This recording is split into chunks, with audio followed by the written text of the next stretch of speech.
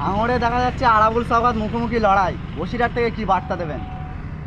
দেখুন, বসিরহাট থেকে কি আর বার্তা দেবো, ভাঙড়ে যে অরাজকতা চলছে, মানে খেলা জমে গেছে, খেলা জমে ক্ষীর। আজকে আরাবুল আর সওগাত যে প্রোপাগান্ডা চালাচ্ছে, ভাঙড়টাকে শেষ করে দিচ্ছে।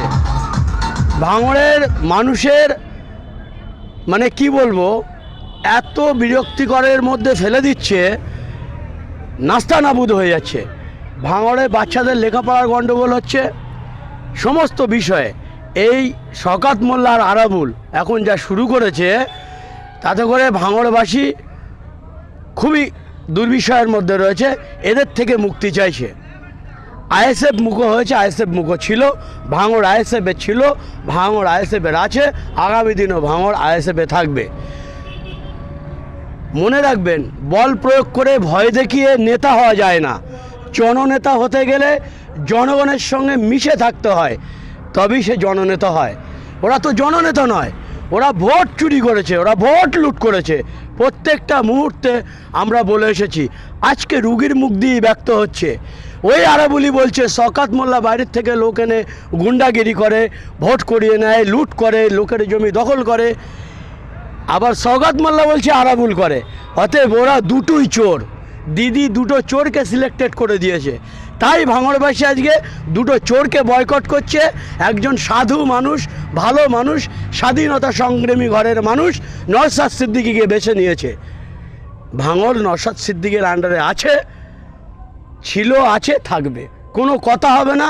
আরাবুল সওগাত তুলোর মতো উড়ে যাবে, ভাঙড়ে ওদের কোনো স্থান নেই।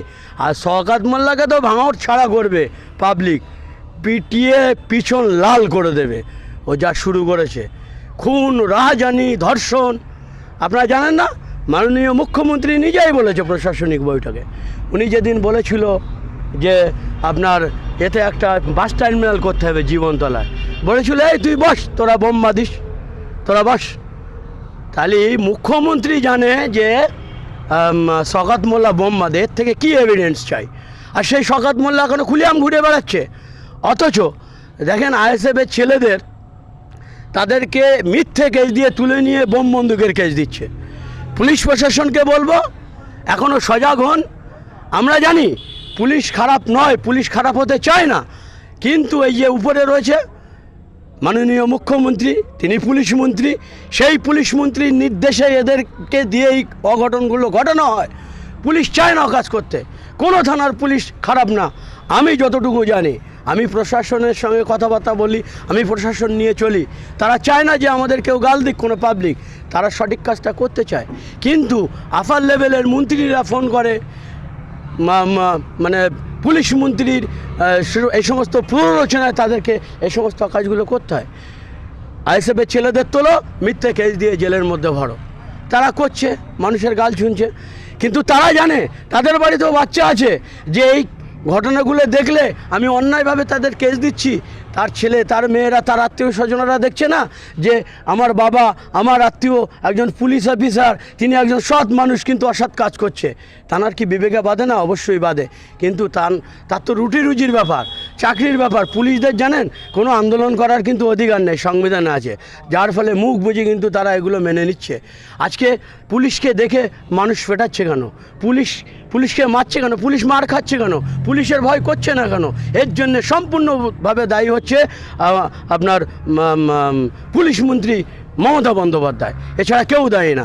আজকে প্রশাসনটাকে ভেঙে তছনছ করে দিয়েছে। বাংলায় শাসন কোথায়? আজকে দেখছেন না আপনি, দক্ষিণ 24 পরগনা দেখেন, এই তো 4 মাস হয়ে গেল অভয়া যে আরজি কাণ্ডের যে ঘটনা হলো, তারপরে অনেকগুলো রেপ হলো। রেপটা কি কমেছে? আজকে দেখুন দক্ষিণ 24 পরগনায় 4র্থ শ্রেণী, 10 বছর বয়স, তার উপরে কি নির্মমভাবে অত্যাচার করে তাকে মানে মেরে দেওয়া হলো। কি বিচার হচ্ছে? আজকে প্রশাসনের বিচার কোথায়? আজকে সরকারের ভূমিকা কোথায়? সরকারের সদিচ্ছা নেই যে রেপিস্টদের বিরুদ্ধে আইনানুগ ব্যবস্থা নিয়ে কঠোরতম শাস্তি দেবো, যার ফলে ঘটনাগুলো ঘটছে। আর এই ঘটনা ঘটার জন্যে একমাত্র দায়ী মুখ্যমন্ত্রী মমতা বন্দ্যোপাধ্যায়, একমাত্র দায়ী পুলিশ মন্ত্রী মমতা বন্দ্যোপাধ্যায়, একমাত্র দায়ী হচ্ছে স্বাস্থ্যমন্ত্রী মমতা বন্দ্যোপাধ্যায়, এছাড়া কেউ দায়ী না। এনার জন্য এই ঘটনাগুলো ঘটছে।